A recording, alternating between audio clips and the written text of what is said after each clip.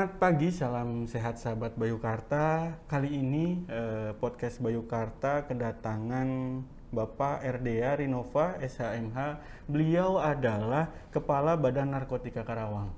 Podcast kali ini dalam rangka Hari Anti Narkoba Internasional. Selamat pagi Pak Dea, saya panggil Pak Dea aja Pak. Siap, ya. sip. Pak Dea boleh diperkenalkan diri Pak, sambil mungkin dapat diulas profil dari BNN Karawang Pak. Ya, terima kasih. Jadi memang BNN Karawang ini adalah lembaga pemerintah non-kementerian ya, yang langsung di bawah komando dari Badan Narkotika Nasional. Jadi sejarahnya itu sebenarnya jauh. Ada Undang-Undang Nomor 22 Tahun 97 tentang narkotika. Diperintahkan dalam undang-undang itu bahwa pemerintah tuh harus membuat BKNN, Badan Koordinasi Narkotika Nasional. Jadi dari tahun 97 diperintahkan, 2 tahun maksimal harus terbentuk. Nah, terbentuklah di tahun 99 BKNN itu, tapi diperkuat oleh Kepres nomor 17 tahun 2002 tentang Badan Narkotika Nasional 2002. Nah, sejarah selanjutnya perkembangannya dari Kepres 17 tahun 2002 itu berkembang lagi di Perpres 83 tahun 2007 di pembaharuan organisasinya dari 2007 karena ada amandemen Undang-Undang 2297, terus terlahirlah Undang-Undang 35 2009 tentang narkotika, sehingga Perpres 83 2007 itu dirubah menjadi Perpres 23 2010. Cikal bakalnya mulai di Undang-Undang 35 itu, dari yang tahun 2002 itu hanya BNN itu hanya koordinator. Nah, menggunakan APBN. Tapi ada BNP di Kepres 17 2002, itu ada BNP dan BNK. Itu masih di bawah koordinasi Pemda, anggarannya juga APBD. Organisasinya punya kewenangan gitu, sehingga akhirnya mulailah dari situ BNP dan BNK itu satu struktur komando langsung di BNN gitu. Oke, Pak. Luar biasa Pak, jadi perjalanan ya Pak sampai akhirnya bisa menjadi BNN ya Pak, berdiri sendiri ya Pak akhirnya seperti itu. Nah, kebetulan sudah browsing-browsing nih Pak, kalau bicara tentang narkoba ini ada istilah P4GN ya Pak ya. Iya. P4GN itu apa ya Pak ya? Ya, P4GN itu sebenarnya pencegahan dan pemberantasan penyalahgunaan dan peredaran gelap narkotika dan prekursor narkotika. Ya, istilah itu bukan BNN yang meng-create, tapi jelas itu terdapat dalam Undang-Undang Nomor 35 Tahun 2009 tentang narkotika. Oke, baik Pak. Nah, Ya. kalau melihat tadi yaitu adalah pencegahan pemberantasan, artinya ada ancaman ya, ancaman narkotika di Indonesia ini Pak. Secara umum sebenarnya garis besar ancaman narkotika di Indonesia itu seperti apa ya Pak? Ya, ada beberapa ancaman. Ya kan kalau statement di tahun 2015 Pak Presiden Republik Indonesia Pak Jokowi, Indonesia tuh dalam keadaan darurat narkoba, ya, karena ada ancaman-ancaman. Nah, beberapa ancaman diantaranya yang pertama jalur masuk, ya, jalur masuk. Jadi itu rata-rata 80% itu penyelundupan melalui jalur laut. Ya, sedangkan di Indonesia tidak laut saja, darat, laut, udara. Betul. Tapi kalau lewat udara sudah diminimize oleh pemerintah kita karena agak jarang penyelundupan sudah melalui udara. Udah jarang lagi karena banyak yang terungkap. Gitu. Melalui darat masih ada, apalagi di Indonesia ada perbatasan Kalimantan, Entikong gitu dan lain sebagainya. Nah, kalau laut ini lepas, pengawasannya kurang, Sarpras kita terbatas, aparat kita terbatas dalam pengawasan, sehingga 80% melalui jalur laut. Gitu. Terus ada selain jalur masuk ada geografis. Terus pasar, Indonesia pasarnya untuk market pecandu narkotika banyak di Indonesia. Besar malah Pak ya. Belum ada new psychoactive substances atau narkotika jenis baru. Belum lagi ada oknum-oknum aparat ya yang bermain dengan mafia-mafia narkoba Terusnya sistem jual belinya sudah bukan lagi man to man, face to face, tapi sudah menggunakan crypto market, terus melalui surface web market, deep web market gitu. Terus menggunakan juga money changer untuk mengelabuhi jual beli dari Bitcoin ini. Gitu. Jadi ancaman-ancamannya itu banyak, beberapa diantaranya itu. Oke Pak. Nah, kita mengerucut lagi Pak. Kalau tadi disampaikan pasarnya besar ya, pasar di Indonesia besar. Nah, kalau saya dengar justru kebanyakan itu pelajar Pak. Apa betul demikian Pak? Gini, kalau khusus di Karawang, Kabupaten Karawang itu memang yang pertama narkotikanya itu jenisnya sabu, ya. Terusnya ada ganja, tembakau gorila, inex dan ekstasi, ya. Terus sama obat-obatan. Nah, khusus pelajar, di kalangan pelajar itu di Karawang itu pasarnya itu mereka lebih banyak menyalahgunakan obat-obatan. Ya, termasuk ada yang namanya heximer, ya, yang kandungannya itu isinya ada trihexyphenidyl, ya. Tapi bisa jadi itu farmasi, tapi bisa jadi oplosan, gitu heximernya itu. Terus ada ramadol. Ramadol juga bisa jadi itu farmasi, bisa jadi oplosan, karena yang kita temukan setiap razia gabungan nih, ya.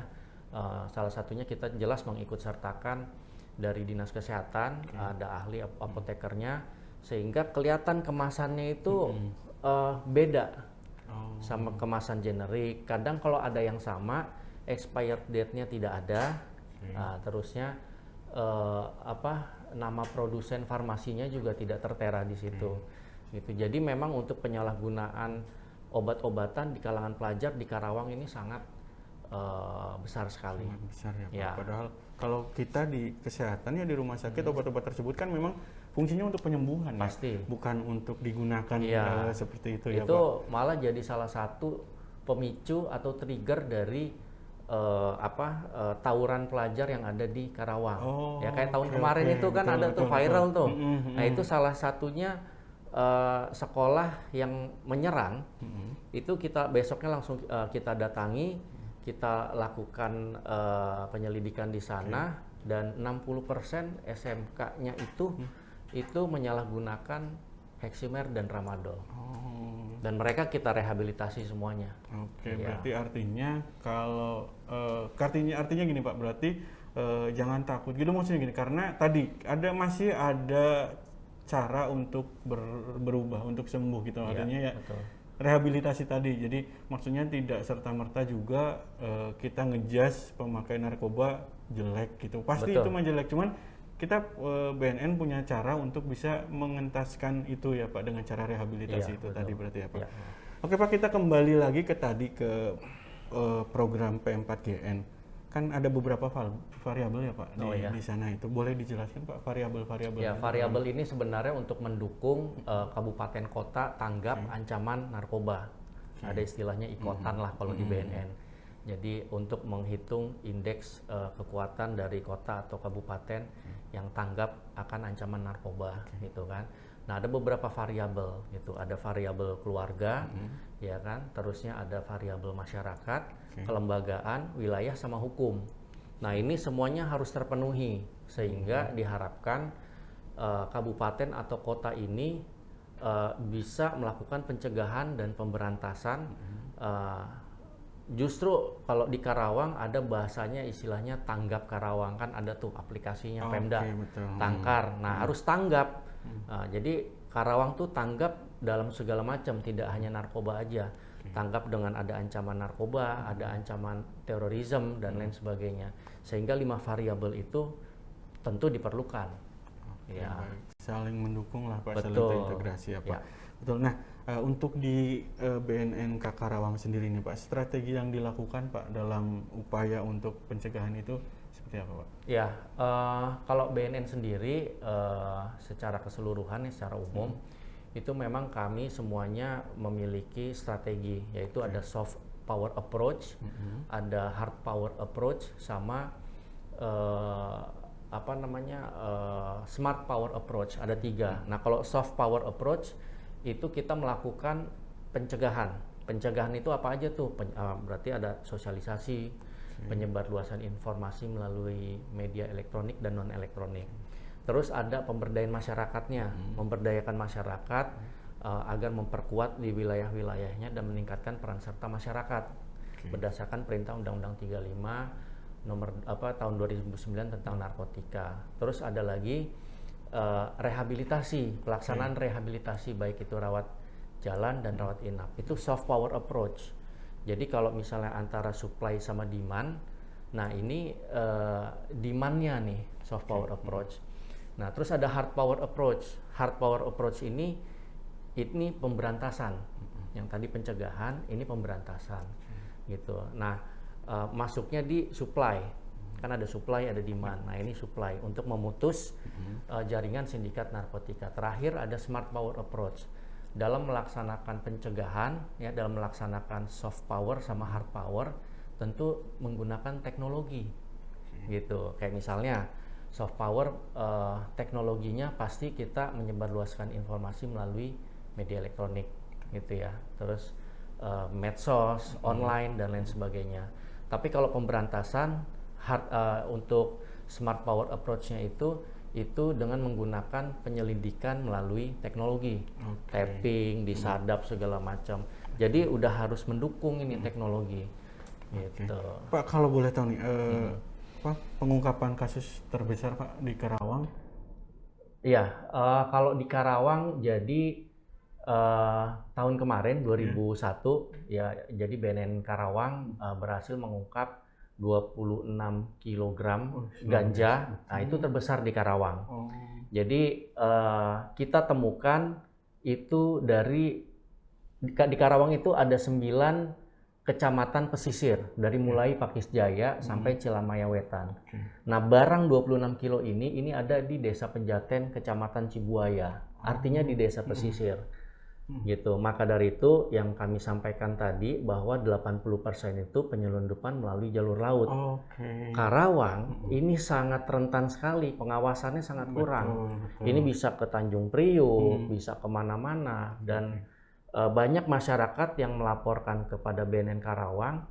Kadang malam-malam suka ada kapal yang nggak jelas bersandar, dan mereka kan nggak tahu. Gitu. Maka dari itu kami di BNN sebenarnya akan membuat tim interdiksi terpadu untuk pengawasan itu. Tentu ini kita analisa dulu karena harus ada dukungan ya dari perwakilan kementerian lembaga yang ada di Kabupaten Karawang, sehingga jelas tuh kapalnya punya siapa, mendukung penyidik-penyidiknya, ada dukungan dari TNI Polri dan lain sebagainya untuk pengawasan di Kabupaten Karawang. Artinya tadi berarti masyarakat punya peran penting juga ya Pak. Yang tadi kalau memang ada hal-hal yang mencurigakan, yang memang tidak sewajarnya biasa dilakukan, itu lapor saja langsung ya Pak, karena nanti ada tindak lanjut dan pasti tidak langsung, pasti ada penyelidikan, ada hal yang memang yang akhirnya memang memastikan bahwa itu ada yang salah dengan yang itu ya Pak. Yang terakhir Pak, yang terakhir ada closing statement Pak, mungkin bagi masyarakat, bagi pelajar, atau mungkin bagi warga Karawang untuk terkait narkotika ini. Ya, jadi secara umum ya kaitannya juga ini sebenarnya masyarakat, kami dari pemerintah dalam hal ini BNN Karawang itu mengharapkan peran serta masyarakat, ya, peran serta masyarakat dalam pencegahan dan pemberantasan penyalahgunaan dan peredaran gelap narkotika. Tentu kami hanya menghimbau saja kepada masyarakat, tapi perintah itu dikeluarkan di Undang-Undang 35 2009. Di situ jelas tuh di pasal 105 itu tentang peran serta masyarakat. Harus melaksanakan pencegahan, penyampaian informasi jika ada transaksi. Nah, khusus di Karawang, untuk peran serta masyarakatnya untuk menekan tingkat prevalensi penyalahgunaan narkotika dan khususnya obat-obatan bagi anak-anak kita di Kabupaten Karawang, kami menghimbau untuk masyarakat menjadi mata, ya, terus mengawasi lingkungannya dan melakukan tindakan dengan berkoordinasi dengan perangkat desa, ada Babinsa, ada Babin Kamtipmas. Karena apa? obat-obatan yang beredar ya di Kabupaten Karawang ini pembelinya banyak anak-anak pelajar. Dan sangat mudah di Kabupaten Karawang untuk mendapatkan obat-obatan itu melalui kios-kios yang ada di wilayah desa-desa kelurahan. Kiosnya gampang dilihat. Terbuka kiosnya, terusnya rolling door-nya tidak terbuka full, tapi dia hanya sedikit. Dan yang menjual adalah bukan orang Karawang. 90% mereka adalah orang dari provinsi lain, gitu ya. Jadi itu sudah jelas. Nah, terus dilihat dari penjualannya itu anak-anak pelajar pasti datang di waktu-waktu tertentu, gitu. Terus barang yang dijual juga ya cuma itu aja, yang lainnya nggak ada. Nah, sehingga peran serta masyarakat ketika ada melihat seperti itu, ada indikasi, laporkan, berkoordinasi, bubarkan, gitu. Laporkan juga ke BNN Kabupaten Karawang, bisa juga ke Polsek atau Polres setempat untuk dilakukan tindakan hukum. Oke Pak, hari ini kan itu masuk sebagai Hari Anti Narkotika Internasional Pak. Ya, HANI sendiri itu apa sih Pak itu? Iya, HANI, Hari Anti Narkotika Internasional. Memang HANI ini itu disetujui ya sudah lama oleh satu badan PBB yang menangani tentang narkotika dan kejahatan, yaitu UNODC, United Nations Office Drugs and Crime. Jadi menangani narkotika dan kejahatan gitu. Nah, di situ disetujui dengan negara anggota bahwa kita harus melaksanakan Hari Anti Narkotika nih internasional, yang dalam arti bukan seremoni yang secara untuk senang-senang dan lain sebagainya, tapi untuk merenungkan bahwa ada ancaman narkotika yang harus masyarakat berperan serta, dan mengingat itu untuk membentengi negara-negaranya. Mengingat sebenarnya permasalahan narkotika ini itu sebenarnya sudah masuk dalam salah satu alat untuk perang. Dia masuk ke proxy war. Jadi negara itu perang itu udah tidak perlu nuklir, senjata, tapi ada senjata biologis melalui hewan-hewan yang bisa diperbesar. Misalnya pernah kita dengar ada ulat bulu kecil langsung besar. Punya negara lain tuh, tapi uji cobanya di Indonesia ketahuan. Termasuk narkotika, termasuk tawuran, itu sudah masuk ke proxy war. Gitu, untuk menghancurkan negara tertentu dengan menggunakan pihak ketiga atau alat yang lain. Artinya HANI ini bukan untuk diperingati, untuk dirayakan dengan hingar-bingar, tapi untuk sebagai hari untuk kita mawas diri Pak ya, mawas diri atas tadi bahayanya ancaman narkoba. Nah, kalau tadi disampaikan bahwa pelajar punya ada besar sekali ya Pak ancamannya terkait narkotika ya. Rumah Sakit Bayukarta kebetulan kita punya satu promo medical check up untuk pra-university. Jadi untuk teman-teman dari SMA, SMK yang rencananya untuk masuk universitas, kami ada promo medical check up pra-university dengan Rp325.000, mendapatkan pemeriksaan dokter umum, darah rutin, urih rutin, rongsen torak dan EKG. Dan kalau teman-teman sekalian membutuhkan surat keterangan bebas narkoba, bisa langsung menghubungi BNN Karawang. Di mana Pak tepatnya? Di Jalan Husni Hamid. Di Jalan Husni Hamid. Dan nanti akan dikeluarkan langsung dari BNN surat keterangan bebas narkoba yang diakui di seluruh Indonesia. Demikian Pak ya? Ya. Oke. Siap, itu saja. Pak. Baik, berarti mari bersama-sama kita perang melawan narkoba untuk mewujudkan Indonesia bersinar Pak ya? Indonesia bersinar. Bersinar narkoba. Oke, terima kasih waktunya Pak Dea. Banyak hal ya yang tadi kita pelajari, kita sebagai masyarakat, mari mulai dari diri kita sendiri, mulai bentengi kita, keluarga kita untuk mencegah narkotika agar tadi Indonesia bersih narkoba dan Indonesia akan menjadi Indonesia yang maju. Tetap jaga kesehatan, tetap lindungi diri dari narkoba. Sakit itu nggak ribet, ke Bayukarta aja.